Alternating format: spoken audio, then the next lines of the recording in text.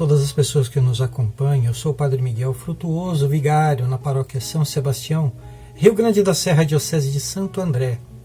E hoje, dia 27 de agosto de 2020, quinta-feira, dia dedicado a Santa Mônica, mãe de Santo Agostinho, doutor da Igreja.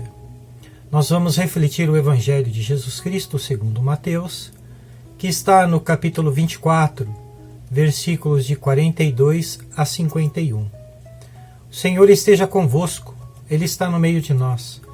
Proclamação do Evangelho de Jesus Cristo, segundo Mateus. Glória a vós, Senhor. Naquele tempo disse Jesus aos seus discípulos: Ficai atentos, porque não sabeis que dia virá o Senhor. Compreendei bem isso. Se o dono da casa soubesse a que horas viria o ladrão, certamente vigiaria e não deixaria que a casa fosse arrombada. Por isso também vós ficai preparados, porque na hora em que menos pensais, o Filho do Homem virá. Qual é o empregado fiel e prudente que o Senhor colocou como responsável pelos demais empregados, para lhes dar alimento na hora certa? Feliz o empregado cujo Senhor o encontrar agindo assim. Quando voltar, em verdade vos digo, ele lhe confiará a administração de todos os seus bens. Mas se o empregado mal pensar, meu senhor está demorando, e começar a bater nos companheiros, a comer e beber com os bêbados, então o senhor desse empregado virá no dia em que ele menos espera, e na hora que ele não sabe, ele o partirá ao meio e lhe imporá a sorte dos hipócritas. Ali haverá choro e ranger de dentes. Palavra da salvação, glória a vós, Senhor. Queridos irmãos e irmãs, na nossa contextualização, nós temos a questão da vigilância do servo. O servo tem que estar sempre atento a essa vinda do Senhor. As Escrituras nos indicam que Jesus, o Messias, ele veio uma primeira vez e virá uma segunda. Se nós soubéssemos quando Jesus viria, provavelmente nos converteríamos bem próximo, dessa data onde ele viria. Ou próxima à data da nossa morte. Mas isso também não é uma questão confiável, porque mesmo que soubéssemos a data da vinda de Jesus, provavelmente não saberíamos a data da nossa morte.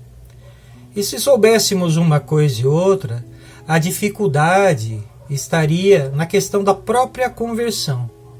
Jesus, ele deixa que nós fiquemos nessa chamada dúvida da sua vinda, do momento, da hora, para que nós possamos ficar vigilantes constantemente, para que nós sejamos realmente servos de Deus e para que a gente queira realmente estar junto dele, por iniciativa também e vontade própria nossa. Pegando aqui o Catecismo da Igreja Católica, nos seus números 673 e 674, nós vamos ter o advento glorioso de Cristo, espera de Israel. E diz assim: a partir da ascensão, o advento de Cristo na glória é iminente, embora não nos caiba conhecer os tempos e os momentos que o Pai fixou com sua própria autoridade. Este acontecimento escatológico pode ocorrer a qualquer momento, ainda que esteja retido, tanto ele como a provação final que virá, que há de precedê-lo. A vinda do Messias glorioso depende, a todo momento da história, do conhecimento dele por todo Israel. Uma parte desse Israel se endureceu na incredulidade para com Cristo. São Pedro o afirma aos judeus de Jerusalém depois de Pentecoste. Arrependei-vos, pois, e convertei-vos, a fim de que sejam apagados os vossos pecados, e deste modo venham da face do Senhor os tempos de refrigério. Então enviará ele o Cristo que vos foi destinado, Jesus, a quem o céu deve acolher até os tempos da restauração de todas as coisas, das quais Deus falou pela boca dos seus santos profetas. E São Paulo lhe faz eco. Se a rejeição deles resultou na reconciliação do mundo, o que será o acontecimento deles, senão a vida que vem dos mortos? A entrada da plenitude dos judeus na salvação messiânica, depois da plenitude dos pagãos, dará ao povo de Deus a possibilidade de realizar a plenitude de Cristo, na qual Deus será tudo em todos. Meus queridos irmãos e irmãs, fiquem na paz de Deus, na paz de Jesus Cristo, e que nós e toda a igreja possamos esperar ansiosamente essa segunda vinda de nosso Senhor Jesus Cristo. O Senhor esteja convosco, Ele está no meio de nós.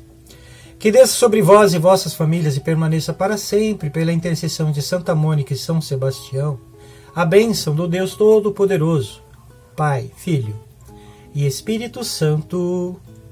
Amém.